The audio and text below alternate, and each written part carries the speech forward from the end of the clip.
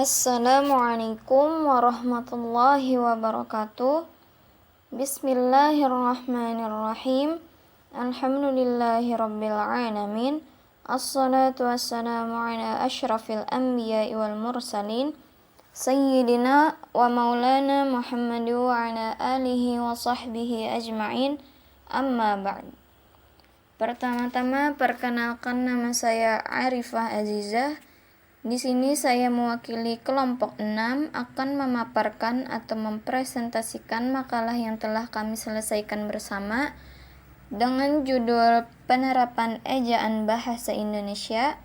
Sebelum kita masuk ke pemaparan atau penjelasan dari makalah ini, saya pribadi mewakili teman-teman dari kelompok 6 pertama-tama mengucapkan terima kasih yang sebesar-besarnya kepada Ibu dosen pembimbing karena telah memberikan tugas ini kepada kami sehingga kami bisa mempelajari bagaimana membuat makalah kemudian mempresentasikannya bersama.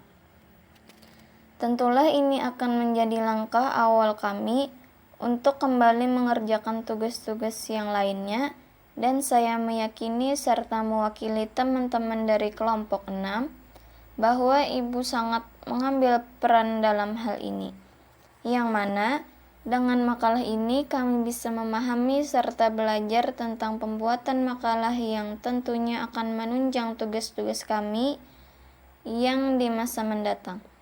Oleh sebab itu, kami mengucapkan terima kasih yang sebesar-besarnya terhadap Ibu dosen pembimbing, sekaligus meminta ampun dan maaf sekiranya dalam penyampaian kami, dalam presentasi kami, serta makalah kami terdapat kesalahan, kekurangan, serta kekhilafan.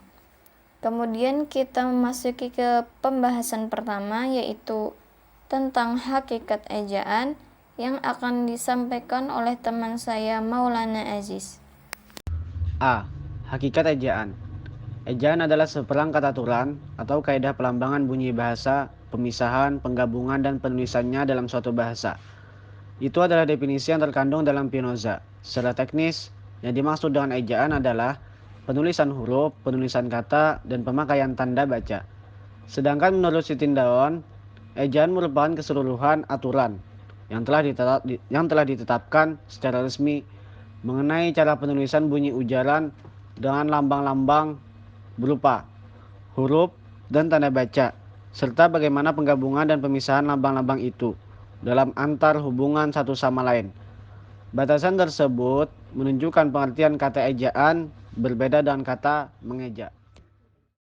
B. Penulisan huruf kapital. Yang pertama, huruf kapital digunakan untuk menuliskan huruf pertama pada awal kalimat. Contoh, kita harus bekerja keras. Huruf K pada awal kalimat kata kita menggunakan huruf besar. Yang kedua, huruf kapital digunakan sebagai huruf pertama petikan langsung. Contoh, Bapak menasehatkan, berhati-hatilah nak. Yang ketiga, huruf kapital digunakan sebagai huruf pertama nama gelar, kehormatan, keturunan, dan keagamaan yang diikuti nama orang. Contoh, Haji Agus Salim. Yang keempat, huruf kapital digunakan sebagai huruf pertama unsur-unsur nama orang. Contoh, Gina Sophia. 5. Huruf kapital dipakai sebagai huruf pertama nama bangsa, suku bangsa, dan bahasa. Contoh, bangsa Indonesia. 6. Huruf kapital dipakai sebagai huruf pertama nama tahun, bulan, hari, hari raya, dan peristiwa sejarah. Contoh, hari Kamis. 7. Huruf kapital dipakai sebagai huruf pertama nama geografis. Contohnya, Asia Tenggara. C. Penulisan kata. 1. Kata dasar. Kata yang berupa kata dasar ditulis sebagai satu kesatuan. Misalnya, kantor pos sangat ramai. 2. Kata turunan. A. Imbuhan (awalan, sisipan, akhiran) ditulis serangkai dengan kata dasarnya. B. Jika bentuk dasar berupa gabungan kata, Awalan atau akhiran ditulis serangkai dengan kata yang langsung mengikuti atau mendahuluinya. 3. Bentuk ulang ditulis secara lengkap dengan menggunakan tanda penghubung. Misalnya, anak-anak. 4. Gabungan kata. A. Gabungan kata lazim disebut kata majemuk, termasuk istilah khusus. Unsur-unsurnya ditulis terpisah. Misalnya, duta besar, 5. Kata ganti ku dan kau sebagai bentuk singkat kata aku dan engkau ditulis serangkai dengan kata yang mengikutinya. Misalnya, bolehkah ku ambil jeruk ini satu? D. Partikel.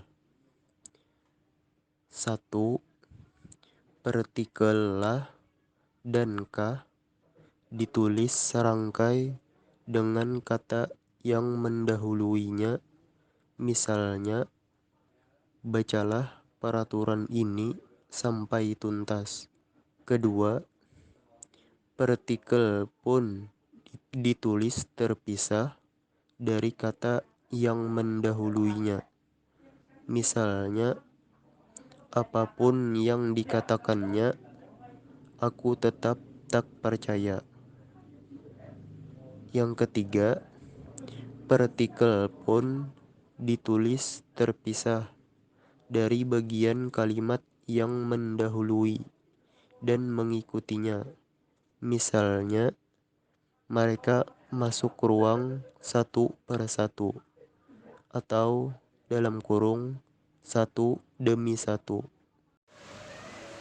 4. Singkatan adalah bentuk yang pendekan yang terdiri atas satu huruf atau lebih. Adapun aturan penulisannya adalah sebagai berikut. A. Setiap menyingkat satu kata dipakai satu tanda titik. Misalnya, nomor disingkat no. E. Penggunaan tanda baca. Penggunaan dan pengetikan sebuah tanda baca sangatlah mudah. Tetapi, bila tidak digunakan dengan baik dan cermat, esensi dari kalimat bisa kabur dan tidak jelas, bahkan bisa berubah. Sebab itulah memahami penggunaan penulisan dan penggunaan dari sebuah tanda baca bisa menjadi sangat penting, apalagi siapapun yang setiap harinya berkecimpung di dunia tulis-menulis. 1. Tanda titik. Simbol dari tanda baca ini merupakan yang paling sering digunakan dan paling familiar, sebab secara tidak langsung tanda titik ini sudah bisa diketahui pengertiannya walau belum pernah dijelaskan. 2. Tanda tanya. Dalam penggunaan tanda baca ini sangat gampang karena sangat sering dimanfaatkan. Tanda tanya ini kerap kali dipakai untuk kalimat tanya. Dalam penggunaannya, tanda tanya juga merupakan bisa berperan sebagai titik, sehingga setelah tanda tanya maka huruf menjadi kapital. 3. Tanda seru. Terdapat tanda baca yang sama seperti tanda tanya yang digunakan sebagai pengganti tanda titik. Tanda baca ini adalah seru. Tanda baca ini berdaya guna untuk tanda persuasi atau perintah, mempengaruhi, menegaskan, dan menyuruh.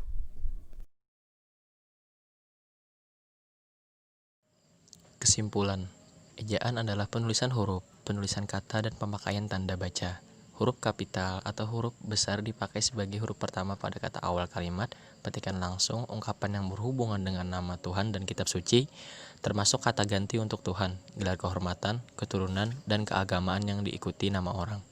Unsur nama jabatan dan pangkat yang diikuti nama orang atau yang dipakai sebagai pengganti nama orang tertentu, nama instansi atau nama tempat, unsur-unsur nama orang, nama bangsa, suku bangsa, dan bahasa, nama tahun, bulan, hari-hari, hari raya, dan peristiwa bersejarah, nama geografis, semua unsur nama negara, lembaga pemerintah dan ketatanegaraan, serta nama dokumen resmi kecuali kata seperti dan seperti unsur bentuk ulang sempurna yang terdapat pada nama badan, lembaga pemerintah, dan ketatanegaraan, serta dokumen resmi, semua kata termasuk semua unsur kata ulang sempurna di dalam nama buku, majalah, surat kabar, dan judul karangan, kecuali kata seperti di, ke, dari, dan yang.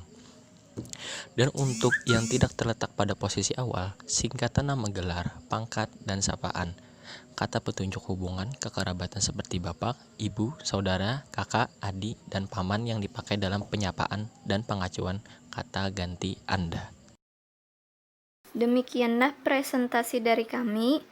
Mohon maaf bila masih banyak terdapat kekurangan dan kesalahan. Sekian, terima kasih. Wallahul muwaffiq ila aqwamit thoriq.